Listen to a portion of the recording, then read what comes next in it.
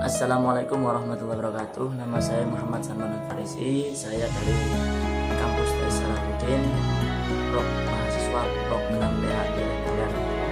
Saya di sini akan menjelaskan tentang keterampilan menjelaskan, yang mana tugas ini dibimbing oleh Bapak Abu Amar Bustami. Selamat menyaksikan. Bismillahirrahmanirrahim. Pengertian keterampilan menjelaskan. Keterampilan menjelaskan dalam pembelajaran adalah keterampilan menyajikan informasi secara lisan yang diorganisasi secara sistematis untuk menunjukkan adanya hubungan antara satu bagian dengan bagian lain. Misalnya antara sebab dan akibat, definisi dengan contoh, atau dengan sesuatu yang belum diketahui. Keterampilan menjelaskan ini sebenarnya merupakan kemampuan dasar bagi seorang guru. Seorang guru kalau tidak bisa menjelaskan itu nanti akan kesulitan dalam menyampaikan materi. Kenapa? Karena dalam penyampaian materi ini guru sangat membutuhkan yang namanya keterampilan menjelaskan. Kenapa? Untuk memahamkan muridnya. Kalau guru itu menjelaskan tapi muridnya nggak paham, ya gimana? Maka akan terus mengulang-ulang pembelajaran, sehingga hal itu akan menyebabkan pemborosan waktu, yang mana pembelajaran itu seharusnya bisa ditempuh dalam waktu 2 jam karena penjelasannya kurang baik dan sang guru itu tidak mempunyai keterampilan menjelaskan, maka akhirnya akan memakan waktu 2 kali lipatnya atau lebih. Nah, seperti itu. Keterampilan menjelaskan ini berhubungan dengan pertama, penyampaian suatu ide atau pendapat. Ya, bisa disebut juga dengan materi lah, gitu. Yang kedua, keterampilan menjelaskan ini juga berhubungan dengan pengorganisasian dalam menyampaikan ide tersebut. Sistematika penyampaian, hubungan antara hal terkandung dalam ide itu, upaya untuk secara sadar menumbuhkan pengertian ataupun pemahaman pada diri siswa. Nah, ini yang saya maksudkan tadi. Jika seorang guru tidak mempunyai kemampuan keterampilan menjelaskan, maka seorang murid akan kesulitan dalam memahami suatu hal, dan itu akan memakan waktu yang panjang. Sedikit saja. Keterampilan menjelaskan itu bisa dikatakan itu timbul dari diri kita masing-masing. Keterampilan menjelaskan itu bisa kita kuasai jika kita itu mengerti karakteristik ucapan kita sendiri dan mampu mengambil rata-rata dari tingkat kemampuan pemahaman siswa. Jadi begini, dalam satu ruangan misalnya ada 30 siswa. Lalu bagaimana seorang guru itu memahamkan siswanya itu? Pertama, kita dengan menjelaskan dengan lisan. Nah, keterampilan menjelaskan ini harus kita latih. Kalau kita sering grogi, maka kita akan kesulitan dalam menjelaskan. Kalau kita sudah sering terlatih, maka kita tidak akan kesulitan. Itu yang pertama. Yang kedua, kita harus tahu kemampuan pemahaman seorang siswa dalam menerima penjelasan itu sampai mana. Kalau kita kurang memahami karakteristik siswa dalam menerima pemahaman dari seorang guru, maka itu juga akan menjadi suatu kegagalan bagi seorang guru. Itu. Guru harus memiliki keterampilan dalam memberikan penjelasan kepada siswa. Menurut Alma 2010, keterampilan tersebut diantaranya yang pertama yaitu kejelasan, yang meliputi kejelasan penggunaan bahasa. Nah, ini yang saya bicarakan tadi tentang guru itu harus tahu karakteristik penjelasannya sendiri. Jadi dia harus mengetahui cara ngomongnya gimana, itu yang enak dengarkan orang itu gimana. Kalau dalam kitab Ta'lim Muta'alim itu dijelaskan bahwasanya seseorang kalau berkumpul dengan orang lain itu harus menggunakan kalimat yang halus. Lah, minimal seperti itulah. Kalimatnya itu harus halus, jelas, itu. Dan tidak menyakiti, itu yang terutama.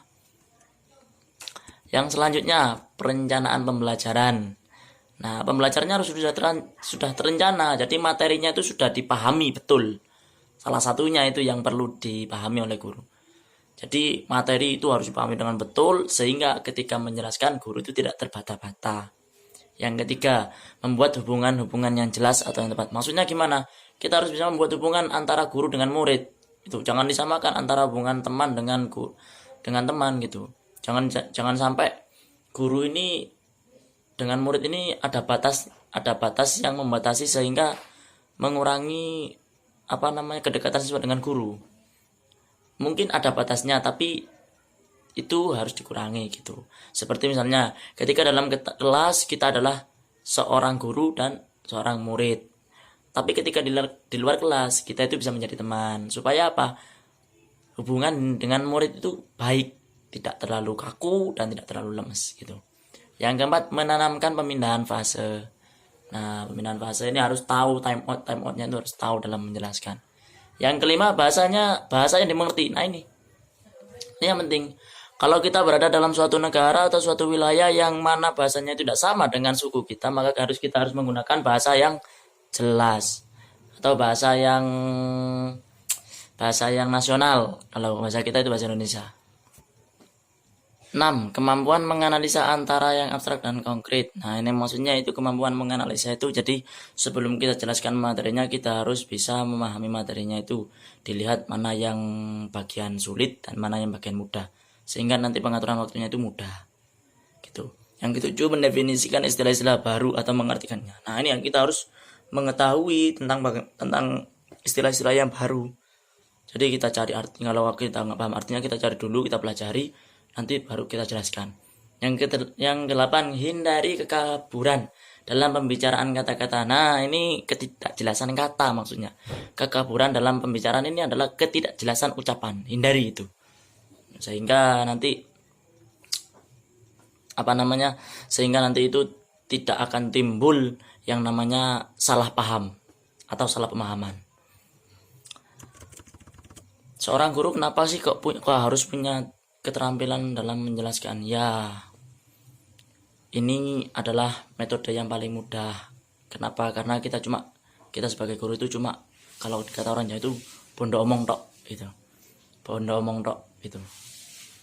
Karena kita bondo omong tok tapi bisa memahamkan kepada orang, maka kita sudah masuk pada yang namanya istilah khairun nas anfa'uhum linnas, yaitu orang yang bermanfaat.